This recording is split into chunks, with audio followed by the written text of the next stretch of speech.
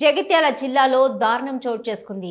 మాల్యాల మండలం Nukapalli శివార్లోని double bedroom ఇళ్ల కాలనీలో ఇద్దరు వ్యక్తులు ఓ మహిళపై సామూహిక అత్యాచారం చేసి బాధితురాలిని వీడియో తీసి బెదిరింపులకు పాల్పడ్డారు. ఈ ఘటనలో నిందితులతో పాటు వారికి సహకరించిన మరో ఇద్దరిపై కేసు నమోదు చేసి న్యాయస్థానం ఎదుట హాజరుపరిచినట్లు మాల్యాల సిఐ రాజ్ కుమార్ తెలిపారు.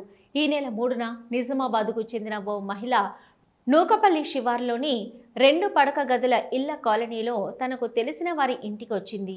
మాల్యాల మండలం రాజారం గ్రామానికి చెందిన శివరాత్రి నరేష్, గుర్రం శ్రీకాంత్ అనే యువకులు సదరు మహిళ ఉన్న ఇంట్లోకి ప్రవేశించి ఆమె తనకు సన్నిహితంగా ఉన్న ఓ వ్యక్తితో కలిసి ఉన్న దృశ్యాలను తమ చరవాణిలో చిత్రీకరించారు. తర్వాత ఆమెపై వారిరువురు సామూహిక అత్యాచారానికి దాడికి పాల్పడ్డారు. ఆ సమయంలో జగిత్యాల జిల్లా ధరూర్ గ్రామానికి చెందిన మారవాణి మల్లేష్, రాజారం గ్రామానికి చెందిన గుర్రం అంజయ్య నిందితులకు సహకరించారు. అనంతరం నరేష్, శ్రీకాంత్ బాధిత మహిళకు ఫోన్ చేసి తాము తీసిన వీడియోను పలువురికి పంపిస్తామని బ్లాక్మెయిల్కు పాల్పడడంతో బాధితురాలు మాల్యాల ఠాణాలో ఫిర్యాదు చేసింది. దీంతో నిందితులను అరెస్టు చేసి పలు సెక్షన్ల కింద కేసు నమోదు చేసి రిమాండ్ తరలించినట్లు సిఐ వివరించారు.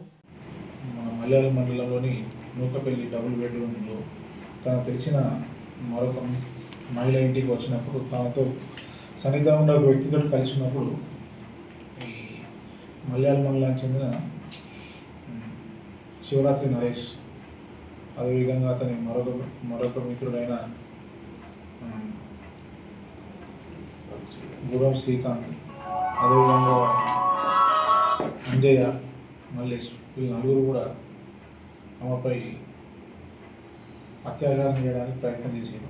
అందులో భాగంగా గుర్రం శ్రీకాంత్, అదేవిధంగా శివరాత్రి నరేష్ ఇద్దరు కూడా మిగతా ఇద్దరు తీసుకొని ఇన్నోవా కారులో మహిళ ఉన్నటువంటి ప్లేస్కి వెళ్ళి ఆ మహిళ తన తెలిసిన అతనితో ఉన్నప్పుడు లోపలికి జొరబడి వీళ్ళిద్దరు కూడా వాళ్ళ యొక్క సెల్ ఫోన్ తోటి ఆమె వీడియో తీసి ఆ తర్వాత ఆమెతో ఉన్న ఆ పర్సన్ బయటకు పంపించేసి వీళ్ళు ఆమెను బెదిరించి కొట్టి ఆమెపై ఇద్దరు కూడా సామూహికంగా అత్యాచారం చేసినారు. ఆ సమయంలో వీళ్ళతో వెళ్ళినటువంటి అంజయ్య, మల్లేశం వీళ్ళు బయట కాపలాగా ఉన్నారు.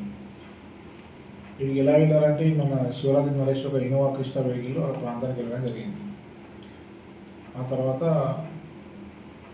మొదట ఎవరైతే ఆ మహిళ తన తెలిసిన వ్యక్తితో ఉన్నదో అప్పుడు తీసుకున్న వీడియోనంతా కూడా ఆమెకు పంపించి ఆమెను బ్లాక్మెయిల్ చేయడం, బెదిరించడం, మళ్ళీ ఆమె ఫోన్ చేసి నువ్వు ఎప్పుడు వస్తావు అని చెప్పేసి ఆమెను ఊరికే మాటలతో బెదిరించడంతో ఆమె నిన్న మాకు రాత్రి ఫిర్యాదు చేయడం జరిగింది.